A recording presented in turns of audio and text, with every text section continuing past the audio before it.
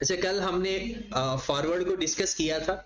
अच्छा, उसको ना मैंने वो प्रॉपर जो एक ऑफिशियल तरीका होता है जिसमें करवाना चाहिए, वैसे मैंने कह रहा हूँ कि अभी ना हम सवाल हमारा हल हो जाया करेगा और वो उसका वही तरीका है। उसको हम जो टर्म्स है ना, buy forward contract, sell forward contract, वो लफ्ज मैं इस्तेमाल नहीं कर रहा। बस ये देखना है बाय या सेल का तरीकाकार मैंने आपको बता दिया था कि हम कब बाय करेंगे, जब हमें ऐसा लगे कि कल को कीमत बढ़ जाएगी। वैल्यू किसको देखना है, रेट बढ़ जाए या वैल्यू बढ़ जाए। अगर आपको फ्यूचर के अंदर किसी वैल्यू के बढ़ने का चांस है तो जाहिर सी बात है हम आज ही खरीद लेते हैं, और अगर कम होने का चांसेस है तो फिर क्या आज बाय करेंगे, फिर सेल करेंगे आज। ठीक है, आज वो चीज हमने देखनी है। बट इसके अंदर एक तो टर्कोलॉजी मेथड, मतलब कि आपका सवाल हो जाए। दूसरा मैं आपको ये भी सिखाऊंगा कि अच्छा इसके बैक एंड स्टोरी क्या है। ठीक है, तो फ्यूचर के अंदर ये सिर्फ रेट ऑफ इंटरेस्ट में है मेन फ्यूचर।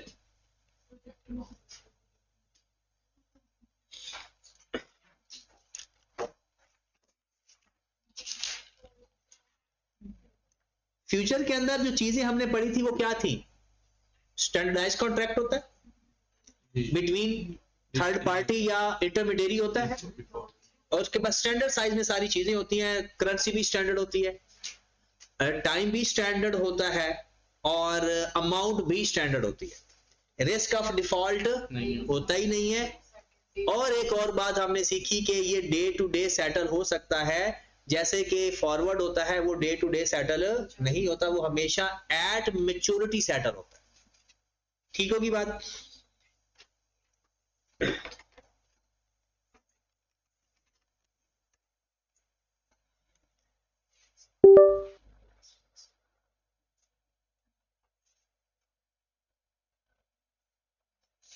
सर हाँ जी, तो फ्यूचर के अंदर और बाकी चीजें लिखने की बजाय हमने यहां पर सबसे पहले इसके सवाल की तरफ जाते हैं कि इसको हल कैसे करना है। सबसे पहले आपने लिखना है ओपन पोजीशन। ये वर्किंग की बात बता रहे हैं, लेकिन सवाल कैसे करना है वो बाद में देखते हैं। क्या लिखना है, ओपन पोजीशन, और बाद में लिखना है close position.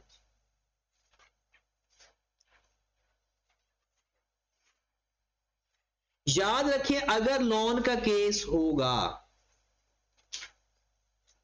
Rate of interest चल रहा होगा, लोन का केस हो और रेट ऑफ इंटरेस्ट की बात हो, आपका ओपन पोजीशन जो होगी वो होगी सेल फ्यूचर। क्या होगी, sell future. Rate of interest के केस में सेल क्यों होती है ये बताता हूं अभी। और यहां पर आपने जो वैल्यू लेनी है वो लेनी है प्रेजेंट वैल्यू। क्या लेना है, प्रेजेंट वैल्यू। कैसे होती है वो अभी डिस्कस करते हैं। और आपकी जो क्लोज पोजीशन होगी वो क्या होगी, बाय फ्यूचर।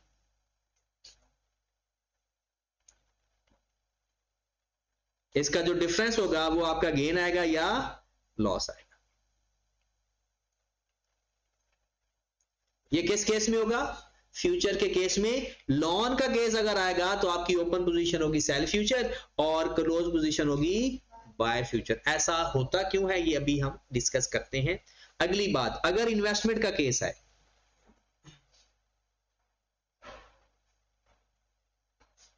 किसी ने फ्यूचर में इन्वेस्ट करना है, उसके लिए फिर ओपन पोजीशन क्या होगी, बाय फ्यूचर, और क्लोज पोजीशन क्या होगी, सेल फ्यूचर। इन्वेस्टमेंट के केस में open position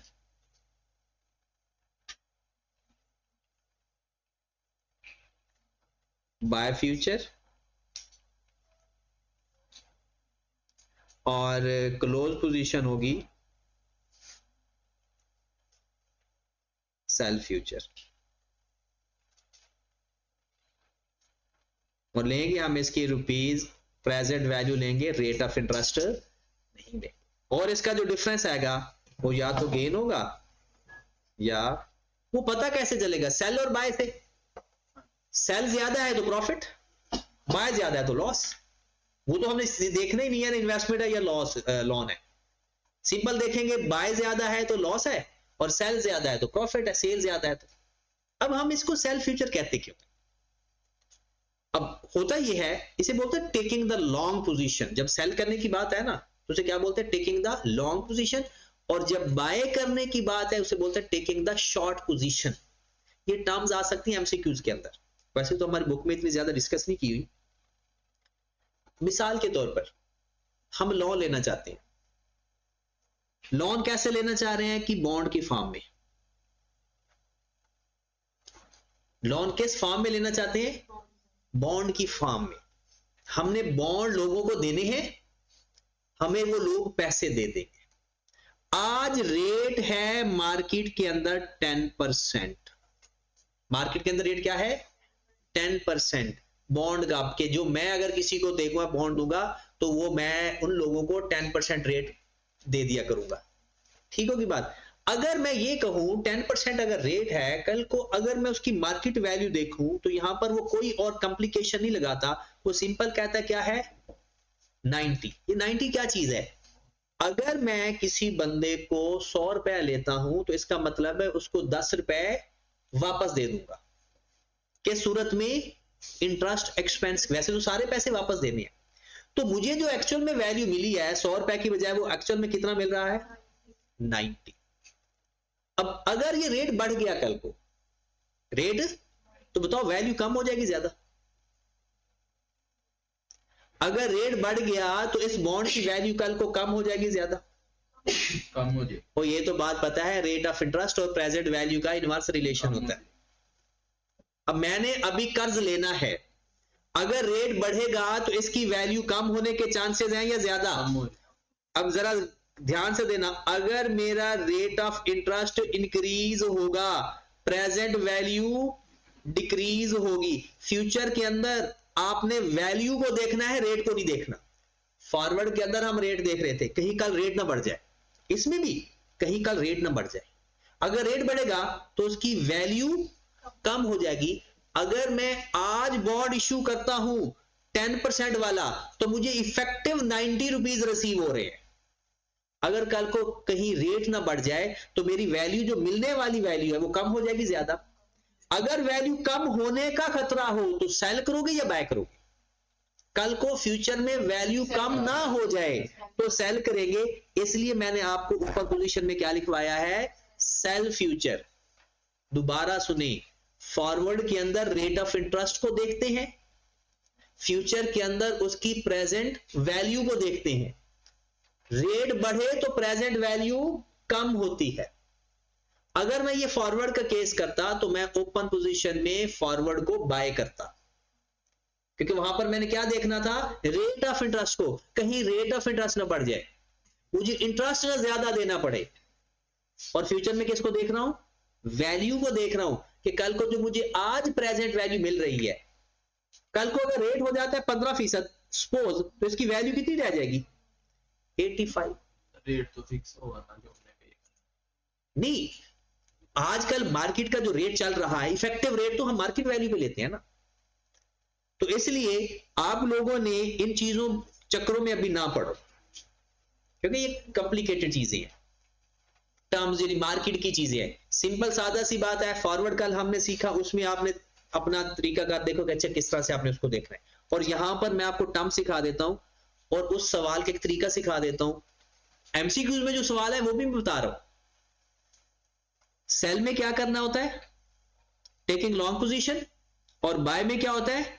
taking short position. ये टर्म्स इस्तेमाल होती हैं। बाकी आप लोगों का अगर फ्यूचर का सवाल है और रेट ऑफ इंटरेस्ट है, बाकी चीजें और डिफरेंट तरीके हैं, तो आपने ओपन पोजीशन में क्या करना है? Sell future. क्लोज पोजीशन में क्या करना है? Bye future. डन होगी बात। इसके बाद एक और टर्म इस्तेमाल होती है यहां पर, टिक। ये फ्यूचर के अंदर इस्तेमाल होती है। ये वो मिनिमम कॉन्ट्रैक्ट होता है, कॉन्ट्रैक्ट साइज होता है जो आप मूव कर सकते हो या एडजस्ट कर सकते हो, जिसकी मूवमेंट होती है। इसका मतलब क्या है? अभी हमने कहा ना कि फ्यूचर को आप डे टू डे एडजस्ट कर सकते हो। कम या ज्यादा कर सकते हो। और फिर क्योंकि ये स्टैंडर्ड कॉन्ट्रैक्ट है, और वो ये भी बताएगा कि कितना प्लस माइनस एडजस्ट कर सकते हो। जैसे अगर मैं आपको सबसे बेस्ट एग्जांपल टिक की दूं, अब एटीएम कार्ड, अगर एटीएम से पैसे लेने जाओ ना, तो वहां पर टिक क्या है, 500। मतलब आप पैसे निकलवाने का जो टिक है, मतलब कि आप मिनिमम कितने पैसे निकाल सकते हो, मल्टीपल ऑफ 500, 500, 1000, 1500, आप 750 नहीं निकलवा सकते। तो जो टिक है, आपने जो अपना कॉन्ट्रैक्ट एडजस्ट करना है, मतलब नए चीजें खरीदनी है या पहले वाले कॉन्ट्रैक्ट सेल आउट करने हैं, तो ऐसे नहीं करना कि आप कहते हो जी उसमें से आधा कॉन्ट्रैक्ट सेल हो जाएगा। वो कहते हैं कि ये एक टिक साइज होगा, ये मिनिमम कॉन्ट्रैक्ट साइज होगा जो आप एडजस्ट कर। जैसे आपने सपोज शेयर खरीदे, आप कहते हो यार मैं ना एक शेयर बेच देता हूं, वो कहता है नहीं यार आप एक शेयर नहीं बेच सकते, क्योंकि मिनिमम जो टिक है साइज है ना, वो है 10 शेयर। आप नया शेयर खरीदोगे तो कितना खरीदोगे, 10, और अगर बेचोगे तो 10। आप 5-7 शेयर को खरीदो फरोख्त। तो इसी तरह से फ्यूचर कॉन्ट्रैक्ट साइज की जो खरीदो फरोख्त करनी है ना, वो जो मिनिमम साइज उसने स्टैंडर्ड ने रखा हुआ है, उस साइज को क्या बोलते हैं, टिक। ओके होगी बात। अब इसके सवालों की तरफ जाते हैं, इसका सवाल कैसे हल किया करेंगे। अब इसमें पहली बात, हम एक सवाल लिखकर चलाते हैं काम। Suppose that mister A wants to obtain loan rupees 900,000। पहले आप चले 900,000 ही लिख लो, रुपीज 900,000 at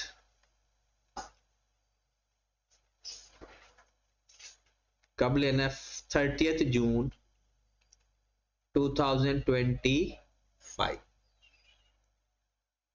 उसके बाद वो कहता है contract sizes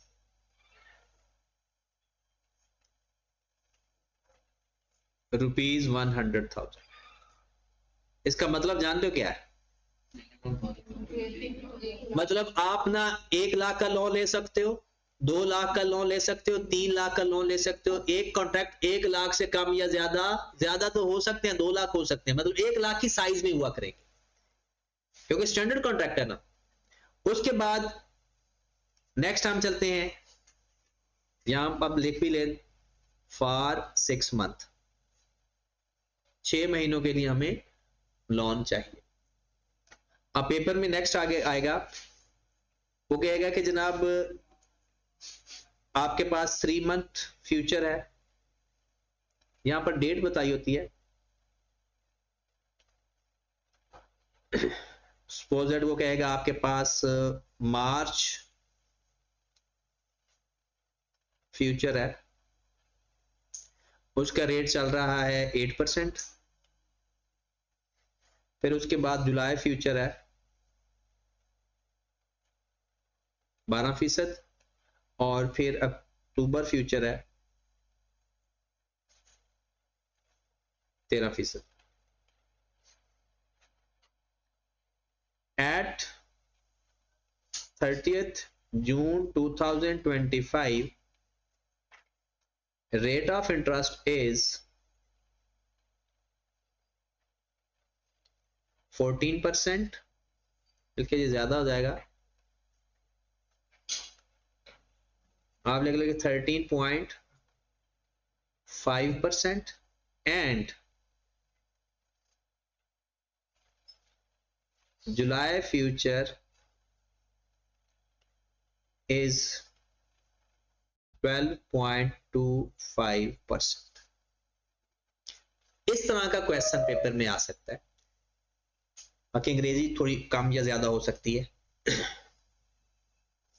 mister A wants to obtain loan rupees 900,000 और 30 जून 25 को चाहिए, 6 महीने का। कॉन्ट्रैक्ट साइज है 1 लाख, और आपको मार्च का फ्यूचर, जुलाई का फ्यूचर, अक्टूबर का फ्यूचर बताया हुआ है, और ये 30 जून को नॉर्मल रेट ऑफ इंटरेस्ट भी बताया हुआ है, और फ्यूचर का रेट भी बताया हुआ है। बेटा। सबसे पहली बात, आप लोगों ने जो सारे फ्यूचर्स में से फ्यूचर टेक ओवर करना है वो आपके कॉन्ट्रैक्ट डेट के फौरन बाद वाला लेना है या उसी डेट वाला लेना है। आपका कॉन्ट्रैक्ट डेट क्या है? जून। आपने इसके फौरन बाद जो रेट होगा ना, अगर जून का रेट 99% सवाल के अंदर गिवन नहीं होगा, या उससे पहले वाले रेट गिवन होंगे या उसके बाद वाले रेट गिवन होंगे, और आपने कौन सा रेट लेना है? हमेशा उसके फौरन बाद वाला, बाकी रेट आपके काम के नहीं होंगे। ये बात ओके होगी? उसके बाद टेक साइज भी अगर आपने लिखना है तो वो हम खुद ही फाइंड कर लेंगे। यहां तक ओके है? उसके बाद हम सवाल अपना हल करना शुरू कर देते हैं। सबसे पहले जब आप लोगों ने सवाल करना है तो पहले कॉन्ट्रैक्ट की अमाउंट लिख ले, स्टेप बाय स्टेप लिख लेते हैं। Contract amount ₹900,000। Contract size ₹100,000। Number of contract 900,000 divided by 100,000 is equal to 9। याद रखें, यहां पर साथ साथ बातें लिखते जाइए, कभी भी पॉइंट में नहीं होगा। अगर पॉइंट में आ गया तो उसको राउंड ऑफ कर देंगे, या राउंड अप या राउंड डाउन। कभी भी नंबर ऑफ कॉन्ट्रैक्ट पॉइंट में नहीं लिखने आप। अगर पॉइंट में आंसर आ जाए तो उसको राउंड ऑफ कर दिया कर। ये स्टेप आपको फ्री के मार्क्स है, अगर कोई थोड़ा सा कोई इसका एक आधा नंबर है तो, क्योंकि ये क्वेश्चन के अंदर ही गिवन होते हैं। उसके बाद आपने लिखना है open position and close position. हाँ, उसमें नंबर ऑफ टेक भी एक स्टेप आई कैप अपनी किताब में लिखता है। और नंबर ऑफ टेक कैसे लिखा जाता है, अगर लिखना है तो लिख लें नंबर ऑफ टेक। और मैं आपको कहूंगा कि ये सिर्फ आपने इंटरेस्ट के रेट में इस्तेमाल करना है, बाकी किसी में करने की जरूरत नहीं है। पूछेगा तो हम बता देंगे कि नंबर ऑफ टेक कैसे फाइंड करते हैं। उसमें क्या होता है? Contract size multiplied by tick size. Tick size अगर क्वेश्चन के अंदर बता दिया हो तो ठीक है, अगर ना बताया हो तो वो होता है 0.0001। अगर टेक की परसेंटेज खुद बता दी जाए क्वेश्चन के अंदर तो वही लेंगे। अगर नहीं बताई होगी तो जो क्वेश्चन जो नॉर्मल क्वेश्चन में ली जाती है वो 0.001% है ना, उसको डायरेक्ट मल्टीप्लाइड बाय 6 बाय, ये 6/12 क्या है? जितनी देर के लिए आपने लोन लेना है। ये टेक बताया हो तो वो ही लेंगे। ये तरीका क्या होता है? Contract size multiplied by tick percentage multiplied by 6/12। कितनी अमाउंट आ गई? नंबर ऑफ टेक किसे बोलते हैं? 100,000 मल्टीप्लाई 0.001 मल्टीप्लाई 6/12 5।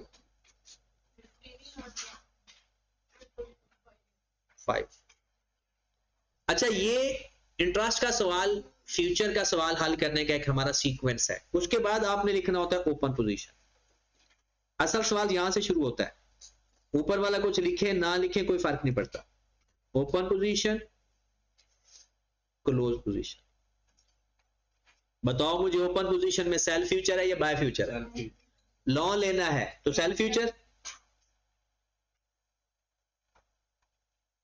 किस रेट पर हमारा एग्रीमेंट है? फ्यूचर का एग्रीमेंट किस रेट पर है? 12%। तो यहां पर आप क्या लिख रहे हो? 88। क्या लिखोगे? 88। यानी क्या कहा था? प्रेजेंट वैल्यू लिखनी है उसकी, रेट ऑफ इंटरेस्ट नहीं लिख। फिर उसके बाद आ जाओ बाय फ्यूचर।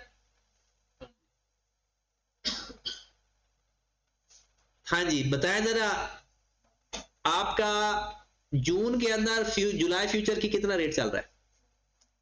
12.25%। यहां पर एक आखिरी कॉन्सेप्ट और उसके बाद सवाल। अगर यहां पर फ्यूचर का रेट बताया होगा तो फ्यूचर का रेट ही लेंगे, और अगर फ्यूचर का रेट नहीं बताया होगा तो फिर जो ये वाला रेट है इसको ही कंसीडर कर लेंगे। कि फिर यही सोचेंगे कि फ्यूचर का रेट और मार्केट का रेट सेम है।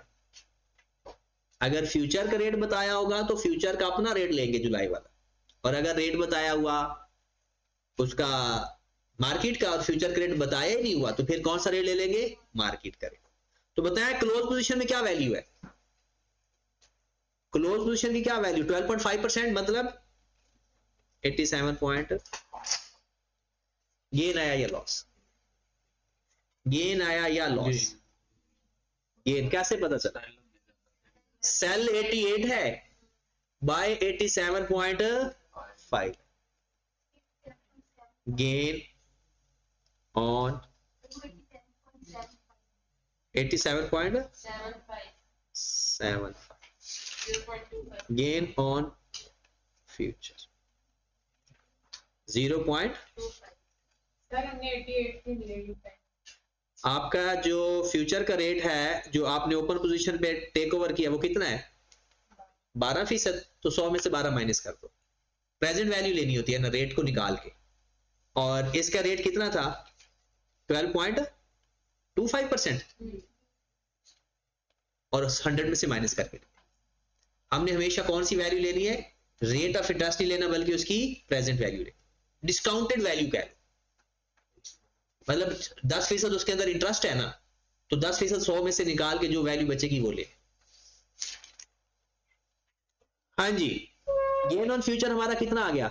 0.25। अब इस गेन को, ये पर टिक गेन है, क्या है? पर टिक, टोटल गेन नहीं है ये, क्या है? पर टिक के हिसाब से गेन है। अब इसको लिखने के कई तरीके हैं कि हमारा 0.25 गेन आ गया, total gain.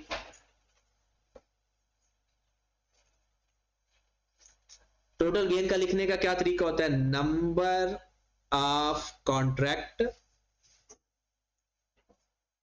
Multiplied by contract size, बल्कि कॉन्ट्रैक्ट साइज भी लिखने की जरूरत नहीं है, क्योंकि ये सारा कुछ multiplied by number of tick.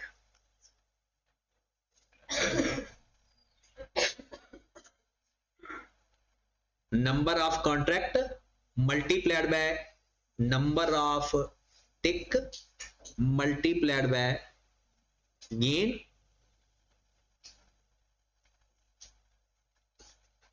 Number of contract कितने हैं?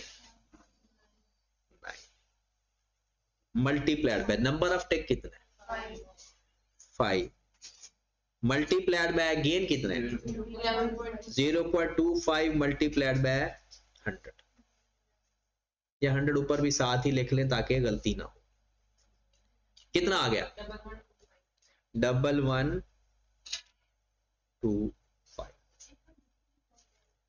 100 इसलिए लिखा है क्योंकि यहां पर दो तरीके होते हैं कि अगर आपने यहां पर ये जो आंसर होता है ना, इसको अगर आपने यहां पर 100 से मल्टीप्लाई कर दो या नीचे नहीं लिखते, और अगर नीचे आप ऊपर आपने नहीं मल्टीप्लाई किया तो फिर नीचे लिखते। अच्छा, अगली बात ये भी आपने देखनी है, एक और तरीका भी है सिंपल। आप लिखें number of contract multiplied by contract size multiplied by gain multiplied by 6 by. ये भी वही तरीका है, वो नंबर ऑफ टेक फाइंड करने के दरमियान में वो जो हमने ऊपर नंबर ऑफ टेक फाइंड किया है ना, यहां पर उसने नंबर ऑफ टेक फाइंड नहीं की। ऐसा भी हम कर सकते हैं कि number of contract multiplied by contract size multiplied bye जो हमें गेन आया मल्टीप्लाइड बाय 6 बाय 12। आंसर ये भी वही आएगा। क्यों? क्योंकि यहां पर हम क्या लिख चुके हैं? कॉन्ट्रैक्ट साइज आ गया 0.01, और जब हमने नंबर ऑफ टेक फाइंड किया तो नंबर ऑफ टेक जब हमारे पास 5 आई थी तो उसके अंदर वो कॉन्ट्रैक्ट साइज मल्टीप्लाई पहले ही हो चुका है। कॉन्ट्रैक्ट साइज 1 लाख है। कॉन्ट्रैक्ट साइज वो बेसिकली वही अमाउंट 9 लाख मल्टीप्लाइड बाय जितना प्रॉफिट आया मल्टीप्लाइड बाय 6 बाय 12। असल चीज क्या है? 9 लाख मल्टीप्लाइड बाय जितना प्रॉफिट आया मल्टीप्लाइड बाय टाइम। ठीक होगी बात? उसके बाद नेक्स्ट स्टेप, कि जब तक एक सवाल पहले, तो अभी पहला सवाल हो रहा है, जैसे ये फिर इसी तरह रिपीट होते रहेंगे। नेक्स्ट स्टेप, हमसे वो सवाल क्या पूछेगा, effective interest cost, interest income या इंटरेस्ट। सबसे पहला काम हमने क्या करना है कि हमने कितना लोन लिया, 9 लाख, मल्टीप्लाइड बाय मार्केट का रेट। मार्केट का रेट कितना है, 13.5% मल्टीप्लाइड बाय 6/12, कितनी अमाउंट आएगी, 60750। हमें गेन आया था या लॉस, गेन इसमें प्लस होगा या minus, gain on future.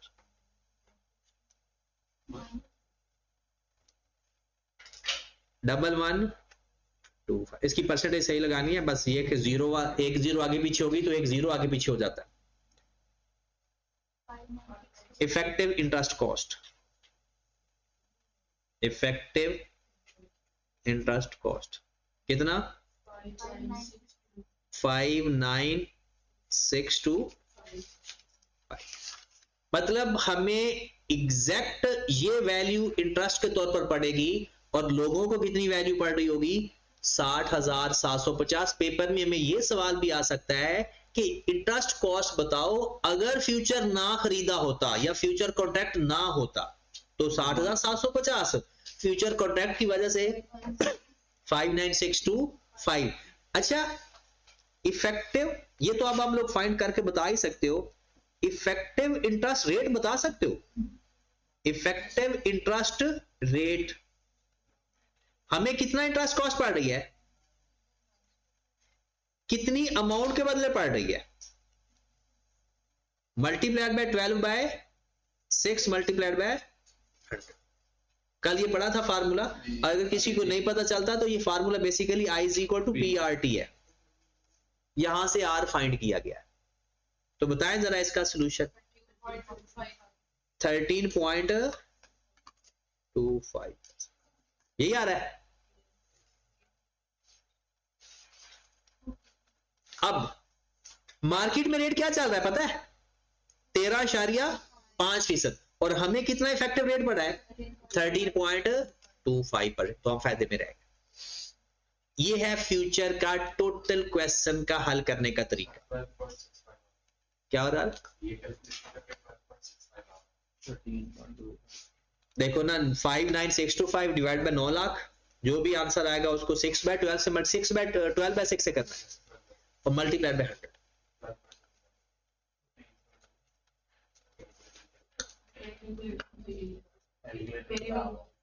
Multiply से ऊपर करना, नीचे से मल्टीप्लाई करना, मल्टीप्लाई ऊपर ही करना है।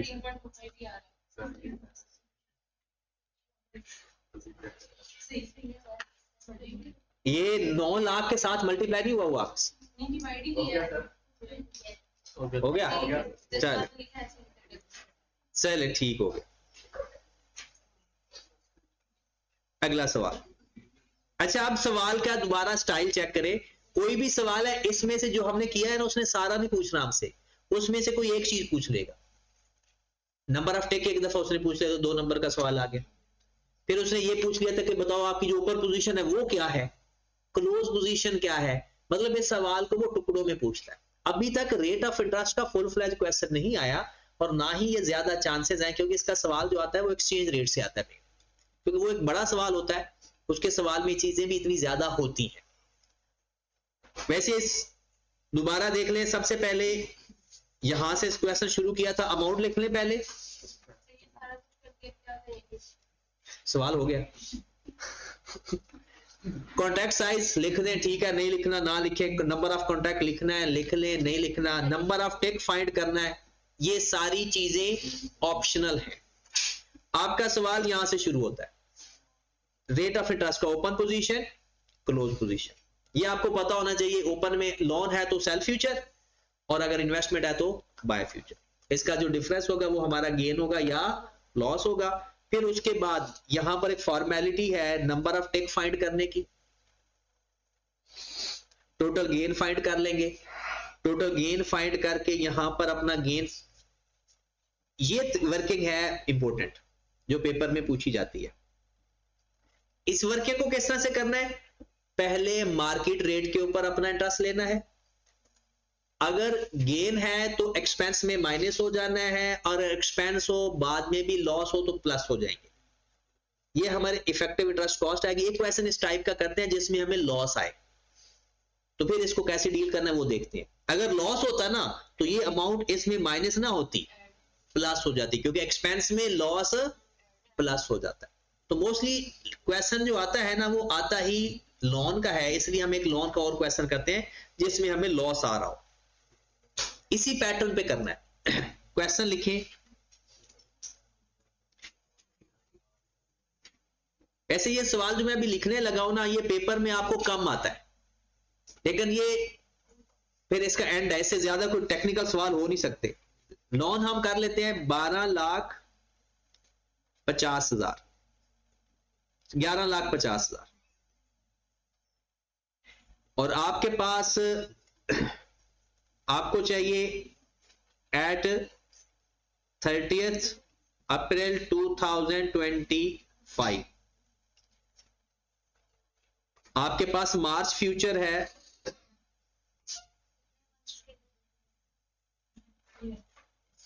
फॉर 3 मंथ, आपके पास मार्च फ्यूचर है 12%, जून फ्यूचर है 14%। एट 30th अप्रैल 2025 मार्केट का रेट है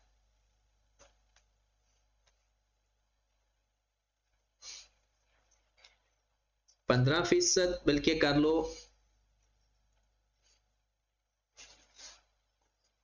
13.8%, और जून फ्यूचर है 13.72%। हाँ जी, इसको हल करो जरा। और अगर आपने कॉन्ट्रैक्ट साइज है, यहां पर कॉन्ट्रैक्ट साइज भी लिख लो,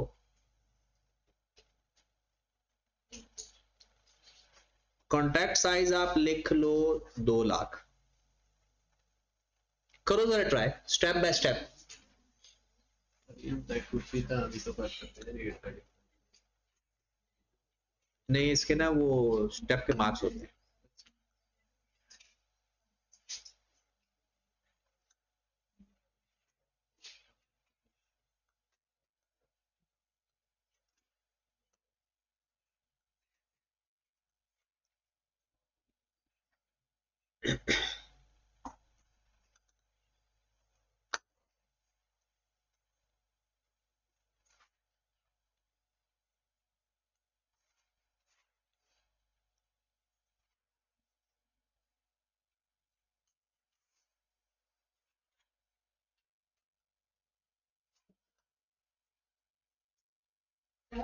कॉन्ट्रैक्ट साइज टोटल 11,50,000।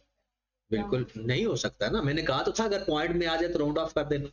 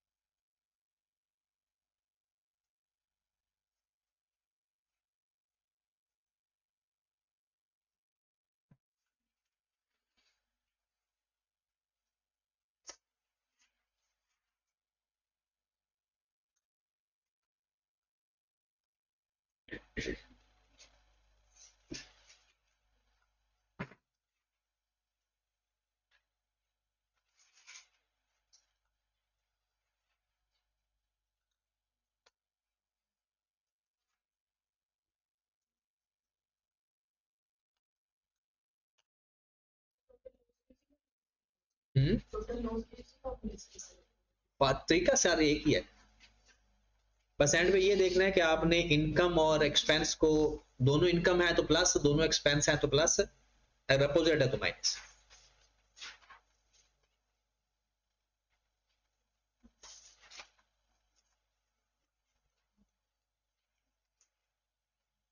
भाई अपने टेस्ट ले लेना, ये अब्दुल्ला का भी ले लेना।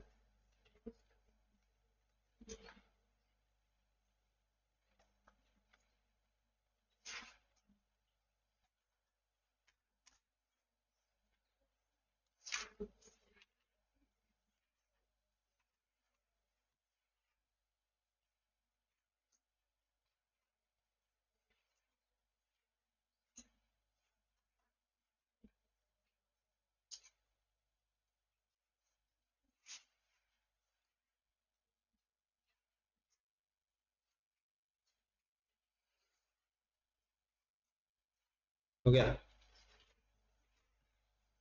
ये 2 रेट थी इसमें, एक है 13 जो फ्यूचर का ऊपर भी हाँ, ये होता ये है कि जब हम जिस दिन कॉन्ट्रैक्ट कर रहे हैं, हम उस दिन कह रहे हैं कि यार मुझे ना एक फ्यूचर परचेज करना है या सेल करना है, उस दिन वो एक रेट डिसाइड हो जाता है, उस पे शर्त लग जाती है एक तरह से, और जिस दिन एग्जीक्यूशन की डेट है उस दिन भी फ्यूचर का एक रेट होता है, सेम रेट वाला। अच्छा, मैंने शर्त इस रेट पे लगाई थी, अब उसका ये रेट चल रहा है, तो उसका जो डिफरेंस होगा वही गेन या लॉस होगा। यानी हम जिस दिन कॉन्ट्रैक्ट करेंगे उस दिन तो हम बाय कर रहे हैं। हाँ, तो फिर उस दिन के रेट पे सेल करते हैं, इस रेट पे हम बाय कर लेंगे। 7 पे बाय किया, नहीं, हमने बाय किया इस पे, 14% में हमने बाय किया। ये आज है, नहीं सेल है, पहले ऊपर पोजीशन हमारी सेल नहीं है, इस पे सेल होगा, और जो क्लोज पोजीशन पे क्या होगा, यानी आज तो कॉन्ट्रैक्ट डेट पे बाय कर रहे हैं, हाँ, बाद में बेचेंगे। नहीं कॉन्ट्रैक्ट डेट पर ना, हमने जो कॉन्ट्रैक्ट लोन ले रहे हैं ना, तो लोन के केस में क्या है ओपन पोजीशन, सेल।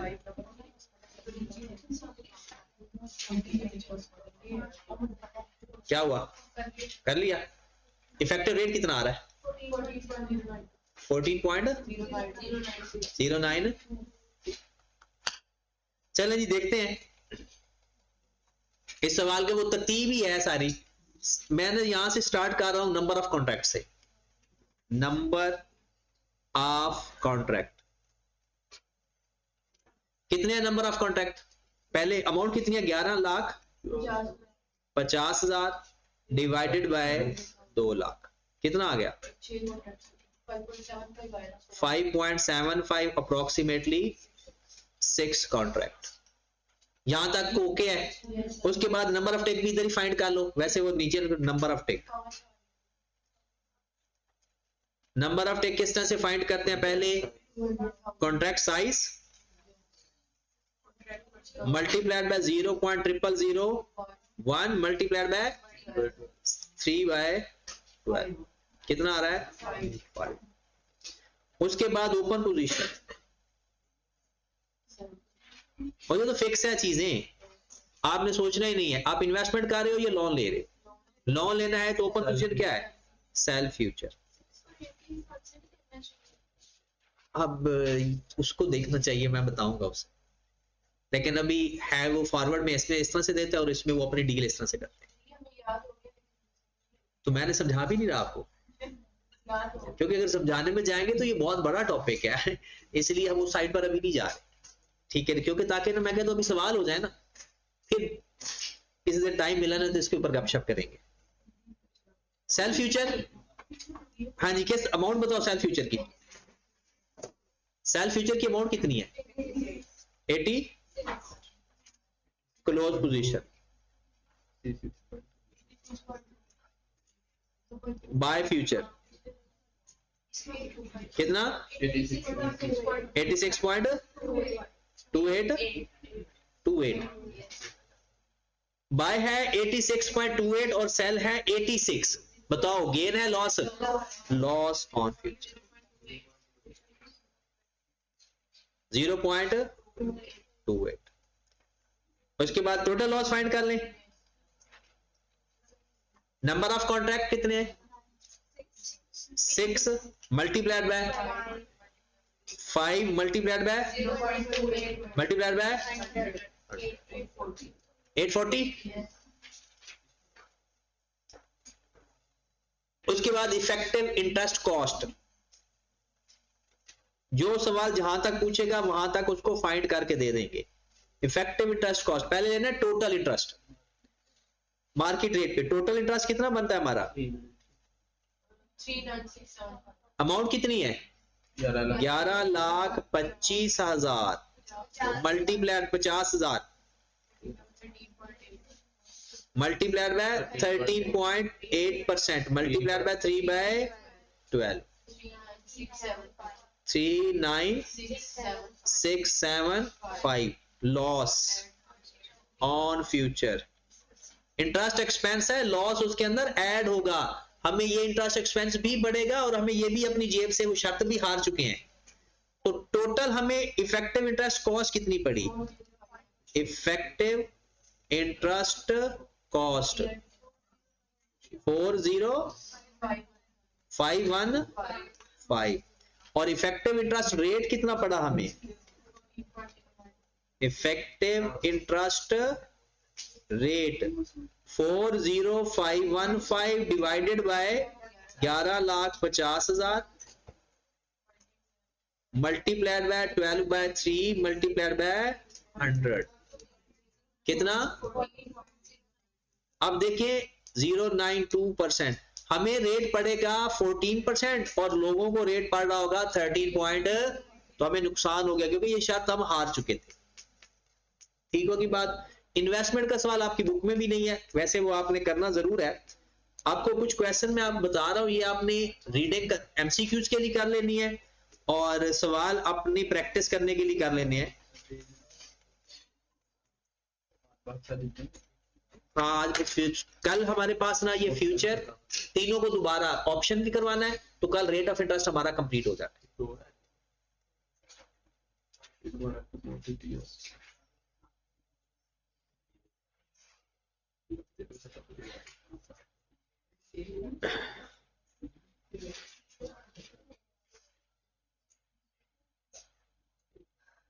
यहां से स्टार्ट कर देना है, मार्केट इंटरेस्ट से ये पढ़ना स्टार्ट करना है आपने।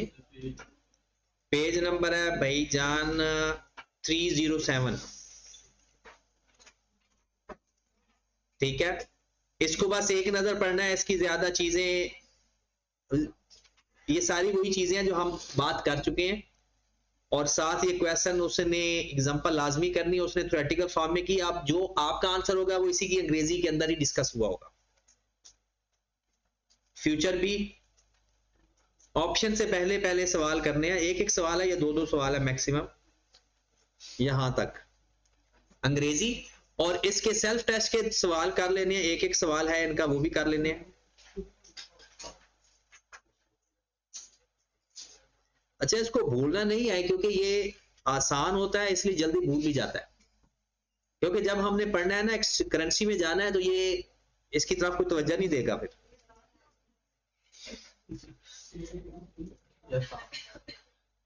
तो सीधा एक ही सवाल कर लो, बार बार वही सवाल आता है, आसान ही होता है। ये तो अभी एक दो सवाल किए ना, मैं आपको 5 होमवर्क में देता हूं, देखना कैसे आसान लगेगा। अच्छा, ये क्वेश्चन आपने करना है, क्वेश्चन नंबर 4 सेल्फ टेस्ट का, ये फॉरवर्ड का है, और क्वेश्चन नंबर 5। बस ये दो सवाल कर लेने और पीछे से जो दो एग्जांपल्स हैं वो भी आपने करने। इसके बाद क्या करना है या इसको इस्तेमाल कैसे करना है, ये वैसे ही हराम है।